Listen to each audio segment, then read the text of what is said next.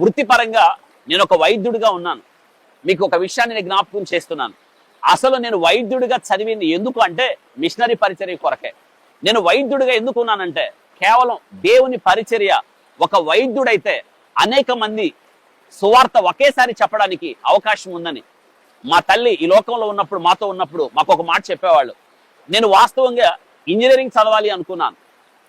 Engineering మీద నాకున్న ఇంట్రెస్ట్లో engineering చేరదాం అనుకుంటే మా అమ్మ ఒక మాట అంది. ఈ మాటలు నేను ఎప్పుడు మర్చిపోలేను. అరే, నీవు ఇంజనీర్ అయితే ప్రజల దగ్గరకు నువ్వు వెళ్ళాలి, నువ్వు డాక్టర్ అయితే ప్రజలే నీ యొద్దకు వస్తారు. ఒకేసారి ఒకే దినం అనేక వందల మందికి సువార్త చెప్పే గొప్ప ఆధిక్యత దేవుడు వైద్యుకి ఇచ్చాడు అని మా అమ్మ ఇంకొక మాట చెప్పింది. ఏంటంటే యేసు క్రీస్తు ప్రభువారు ఈ లోకానికి ఎలా వచ్చాడు తెలుసా? వైద్యుడిగా వచ్చాడు, పరమ వైద్యుడిగా వచ్చాడు. యేసు క్రీస్తు ప్రభువారు ఒక మాట చెప్పాడు, రోగగ్రస్తులకి వైద్యుడు అవసరం కానీ ఆరోగ్యవంతులకి అవసరం లేదని.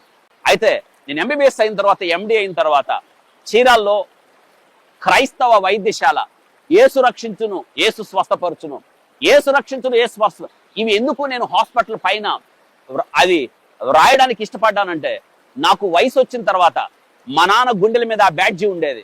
నాకు చదవడం వచ్చిన తర్వాత మీరు ఆశ్చర్యపోతారు, నేను నా నోటితో మా అమ్మ పలికిచ్చిన మాటలు ఏంటంటే యేసు రక్షించును యేసు స్వస్థపరచును. ఈ రెండు పదాలు నా జీవితంలో చాలా ప్రభావాన్ని చూపించాయి.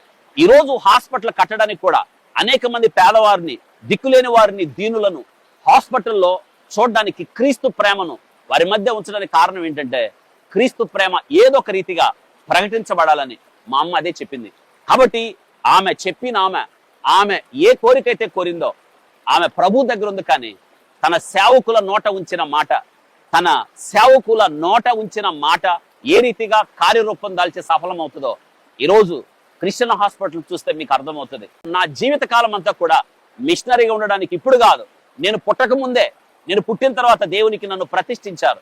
ఇప్పుడు నేను ఎవరినంటే మెడికల్ మిషనరీగా పనిచేస్తున్నానని చెప్పడానికి నేను ఎంతో సంతోషిస్తున్నాను. మీరు గమనించే ఉంటారు, నేను కొన్ని వీడియోలు పోస్ట్ చేశాను.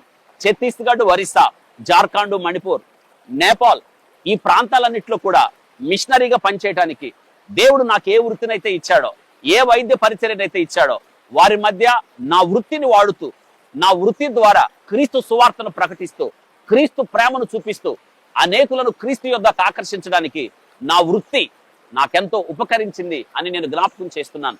మా కుటుంబం అంతా కూడా ఈ మిషనరీ పరిచర్యలో ఉందని చెప్పడానికి నేను ఎంతో సంతోషిస్తున్నాను.